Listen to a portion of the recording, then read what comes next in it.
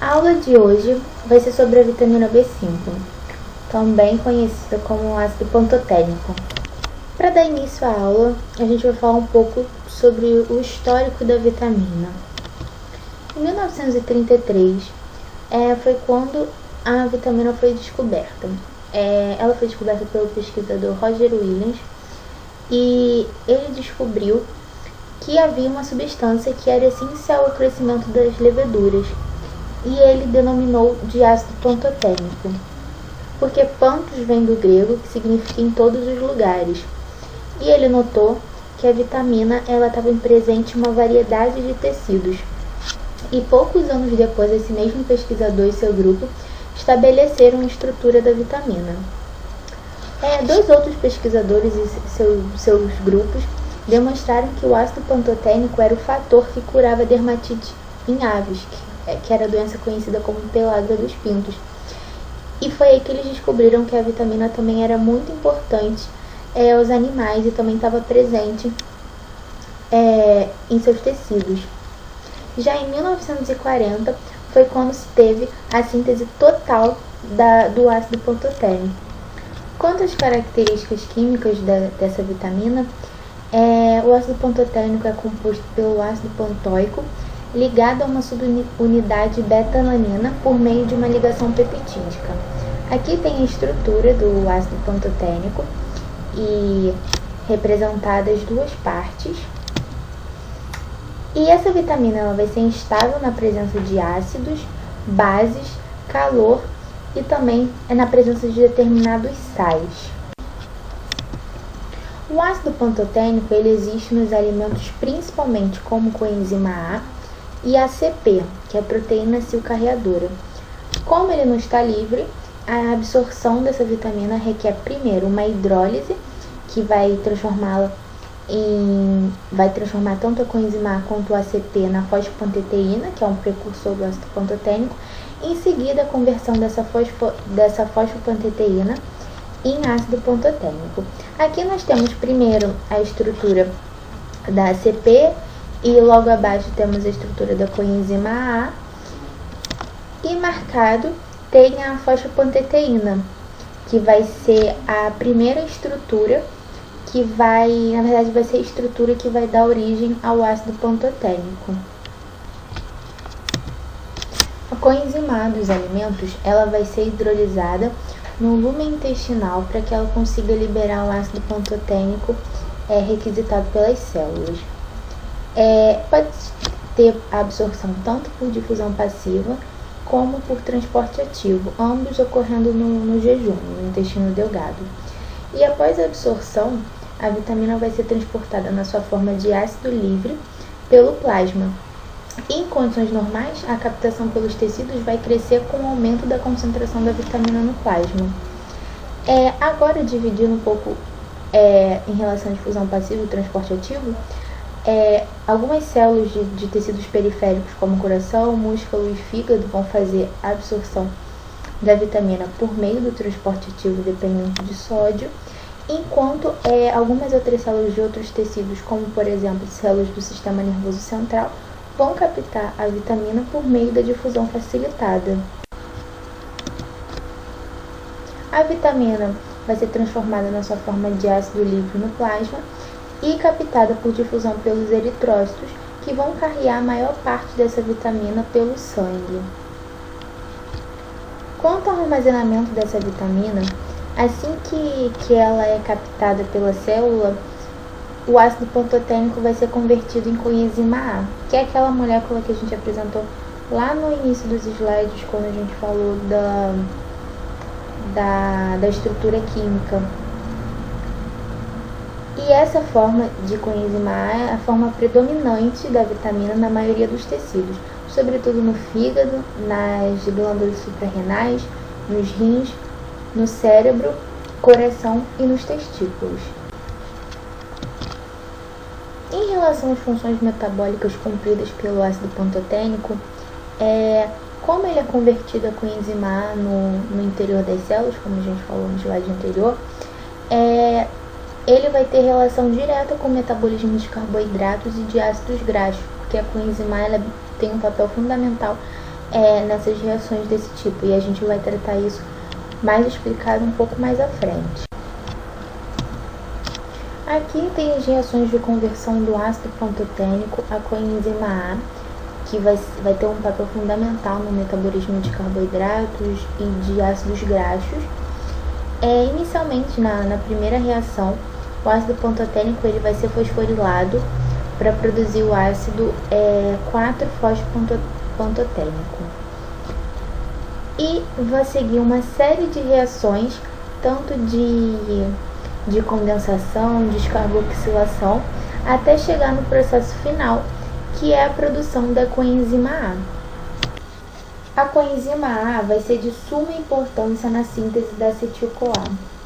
A acetilcoenzima A, ela é uma espécie que é o elo de ligação da via glicolítica com o ciclo de Krebs, porque a acetilcoenzima A vai ser o resultado da oxidação total do piruvato, como dá para ver na reação presente no slide.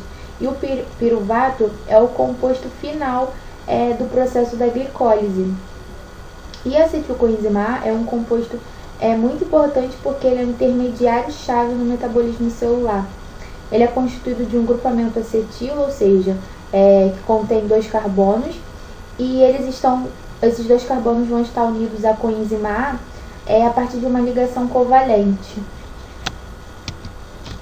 A partir desse esquema, com a acetilcoenzima A no centro e em volta todo o metabolismo que ela está envolvido, ou os compostos que ela está relacionada, dá para perceber que ela tem ação em vários metabolismos. Ela age como um carreador na transferência de porções acetil. E essas porções podem ser oxidadas no ciclo de Krebs para geração de energia, podem gerar compostos como ácidos graxos, como hormônios esteroides, colesterol, fosfolipídios. Como eu falei, a síntese da acetil-CoA ela é muito importante porque ela serve como um elo de ligação entre a glicólise e o ciclo de Krebs. Isso porque a acetil-CoA ela é o substrato inicial do ciclo de Krebs e ela vai se ligar, vai se condensar com o oxalacetato e vai dar formação do citrato, que vai dar início a todo o ciclo de Krebs, com a formação das coenzimas reduzidas para no final ter a geração de ATP, que é o resultado final desse processo. A partir desse esquema, a gente consegue ter mais ou menos uma visão geral de como a acetil-CoA estaria relacionada com a síntese do ácido graxo.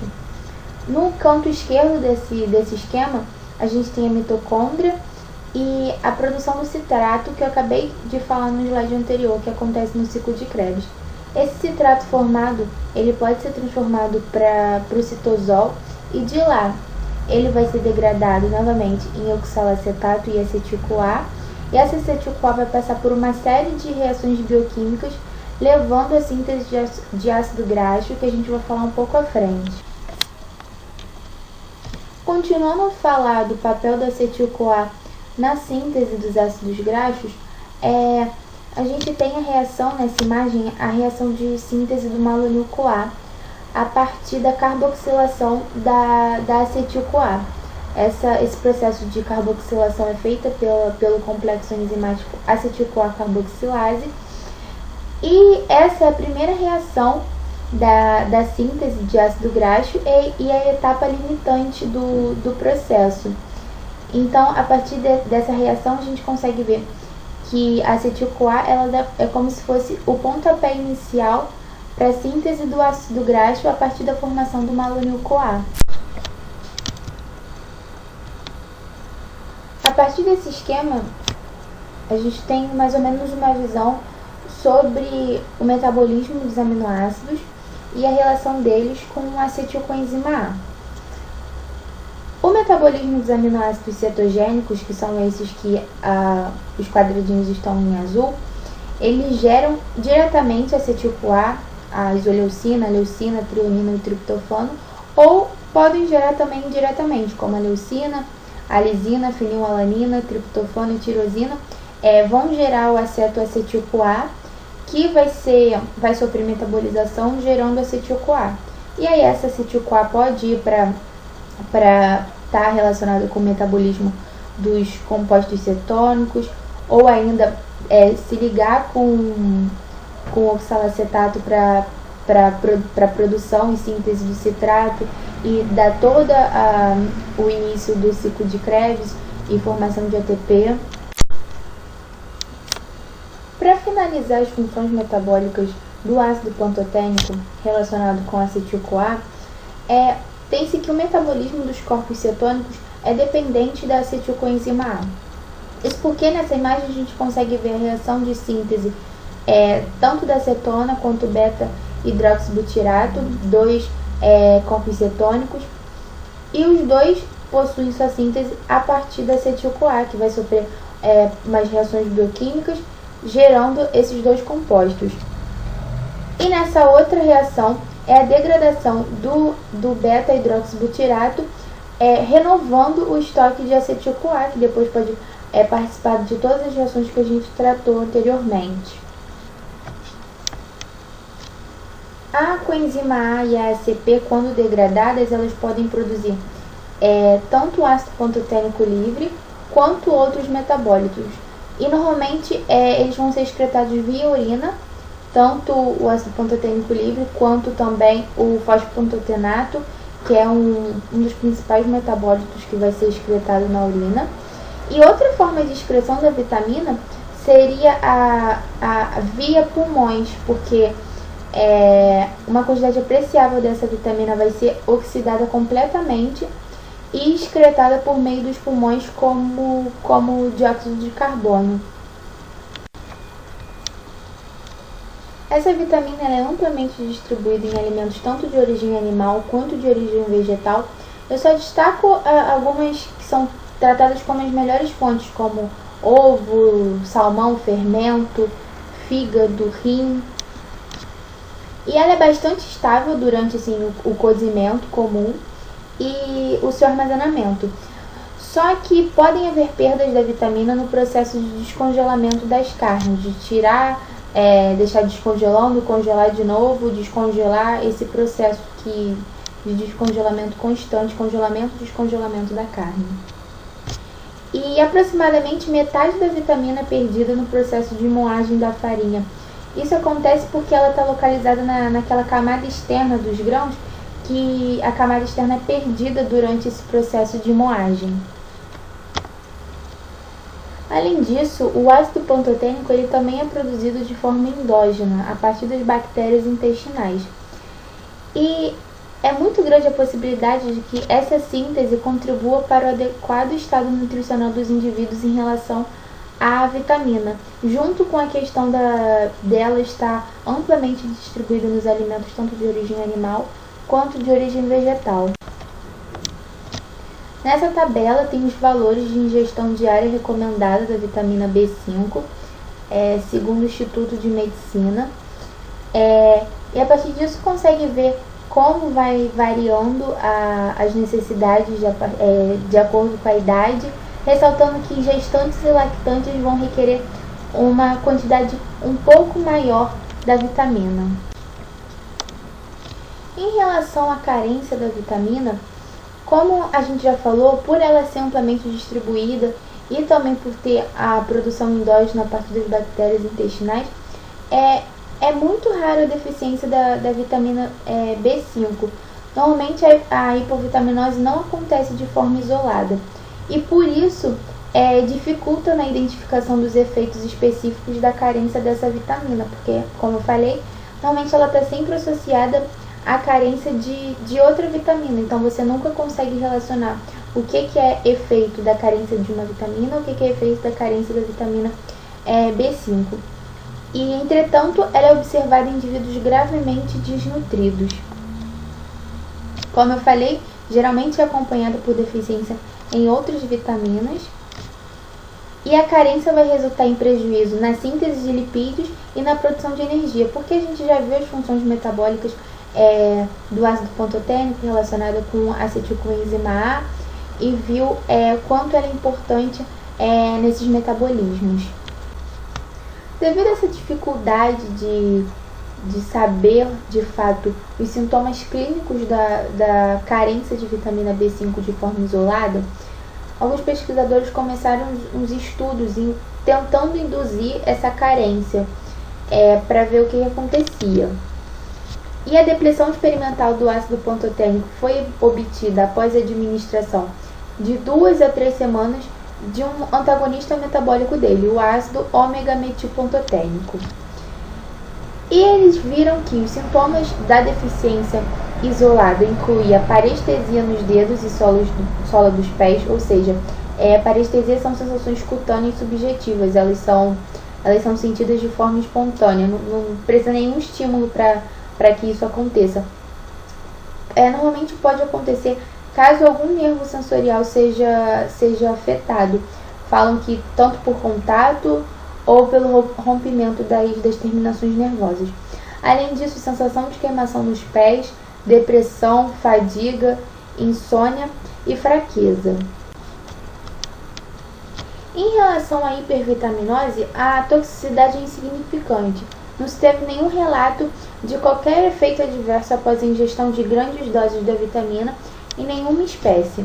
Apenas altas doses em seres humanos de 10 gramas por dia ou mais produziram um leve desconforto intestinal e diarreia. Em relação à análise laboratorial das concentrações de ácido pantotênico, não há testes funcionais que possam ser aplicados para a avaliação nutricional dessa vitamina.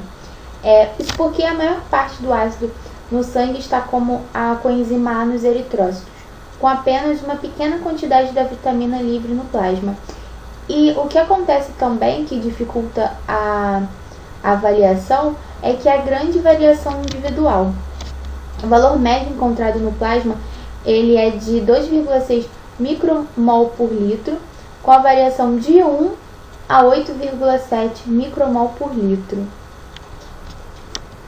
Entretanto, uma forma de tentar analisar o estado nutricional, mesmo com grande variação individual, poderia ser a excreção urinária, porque a excreção dessa vitamina reflete a ingestão dela pelo indivíduo. E nessa tabela a gente consegue ver mais ou menos uma relação do consumo com a excreção. Na primeira linha tem os adultos consumindo de 5 a 7 mg por dia da vitamina, e na segunda, indivíduos com uma dieta experimental contendo 10 mg da vitamina. E dá para ver que tem mais ou menos uma relação do que foi ingerido com o que foi excretado. Ressalta-se que a excreção urinária menor que 1 mg em 24 horas é considerada anormalmente baixa, e o indivíduo pode estar com um sério problema, com um sério caso de hipovitaminose, ou então pode ter tido algum problema nessa análise.